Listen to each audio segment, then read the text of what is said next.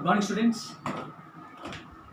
Now, as we are going through in our previous class about the Chinese civilization. So, in continuation to that, before we start, we are going to recall back what we had done in our previous class, where we studied about various important characteristics that existed or the different kind of practices that existed in the Chinese civilization, where we studied about the dwelling system of the houses, the architecture.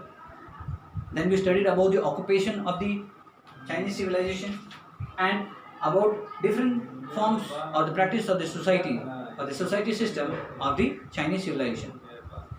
And in continuation to that, today we are going to study about the trade practices.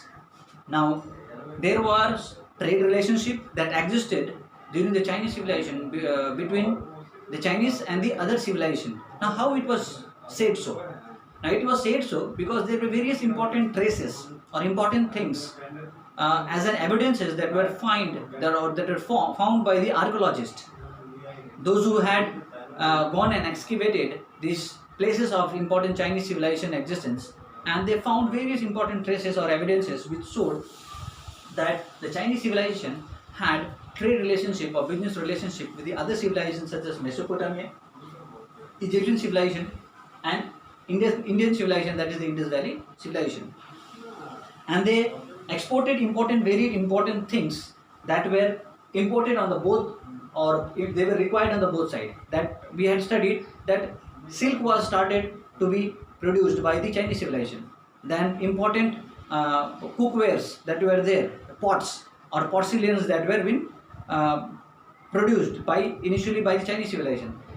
Those things that existed in Chinese civilization were importantly required by the other civilization. So those things were exported, and those important items which are not available in the Chinese civilization were being imported by the Chinese civilization from the other civilization like Mesopotamian civilization and Indus Valley and the Egyptian civilization, and so on, the other civilization which were there existing, smaller or bigger ones. Now, the next important thing is about the religion part, as to what were the important religions or the practice of religious system that existed during the Chinese civilization.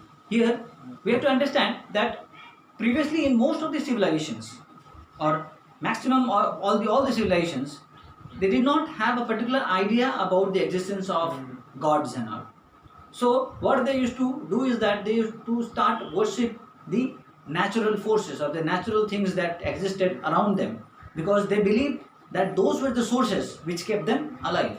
And as they were dependent upon those natural sources that were important for them to consider themselves that these are the important things which are their own sourceful requirements, and so they worship them to benefit them more and more in their day-to-day life and activities. So they worship the forces of nature which was important for them during that time. Now, they also believed in ancestral worships. Ancestral worship means their ancestors that existed in earlier period, those who died. Now they believe that their souls are always there around them, who are guiding them, who are protecting them in different ways. So they used to worship them to keep them secure, to keep them safe and sound in their daily activities or daily life.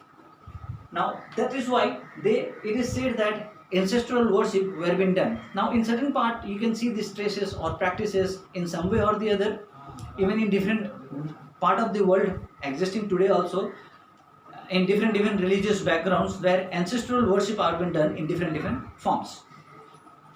The next is the importance of astrologers and the oracles. Now, astrologers, we all know what is the meaning of astrologers. It is that those people who were able to bring about the understanding of future, or they had knowledge or powers to understand what is going to happen in the future, and they predicted various different things. So people of the Chinese civilization highly respected these astrologers and oracles.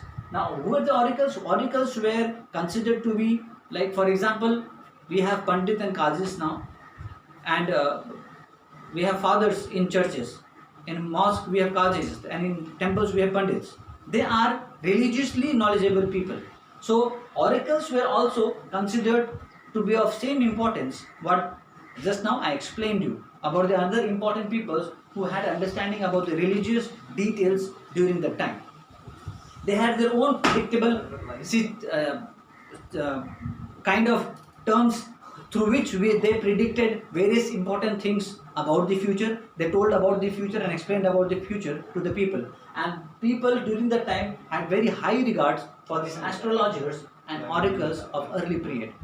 The next is about the emperors.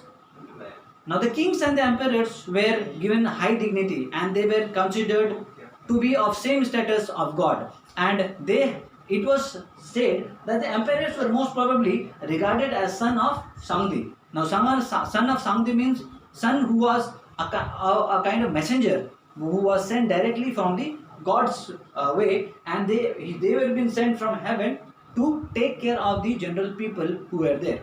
So they were given, you can consider that they were given the same status of God during the earlier Chinese civilization period. The next, as the time went by, people started diversifying themselves into different forms of practices and religious system where different people came out with different religious activities, and there were three important religious differences that started being generated during the time or originated during the time. The one was Confucianism, then Taoism and Buddhism. Now these were the three important religious practices on the later part of the period of the civilization's development that it started. Now in this we are going to study about the practice of Confucianism, about who was the person who originated this belief and how this practice was adopted by most of the people in the part of the Chinese civilization, and till now this particular form of religion is still practiced. There are other forms like Buddhism and Taoism, but comparison to this, Confucianism was highly regarded or highly considered by the people of Chinese civilization from that period. Now Confucianism was a religion or a practice of religion, a form of religion you can say, that started from an important person whose name was Confucius, and he brought about the theory or the practice or this philosophy of Confucianism, where most of his principles were based on moral ethics and beliefs. He did not believe in any kind of ritual activities or long ritual ceremonies that were being practiced by the people. He was a person who only considered that good deeds, human behavior and walking in a truth path is the only system where a person can attain salvation or have a good thought in his mind. Now towards this, as it was a very simple form of practice, most of the people started following it and gathered a lot of followers, and slowly what happened is that it started growing or becoming one of the very important form of religion practiced by most of the people in the Chinese civilization, which still now has a very important hold in the Chinese countries. And this is how this particular religion later on got so much important that it was regarded as one of the state religion of the Chinese or China, and still now it has been practiced. So this is all about in this chapter, where we have studied about a brief picture as to how this Chinese civilization started or originated, and how the Chinese civilization later on grew, and as during its development, how society changed, the practices changed, the type of living standard of the people they changed, the architectural structure, how it has an important features. Then we studied about the very important part of architecture, which is known as the Great Wall of China, which still exists, states about its own magnificent creation during the Chinese civilization period, and the religious background of the people, how the origin or the religious system of the Chinese civilization started.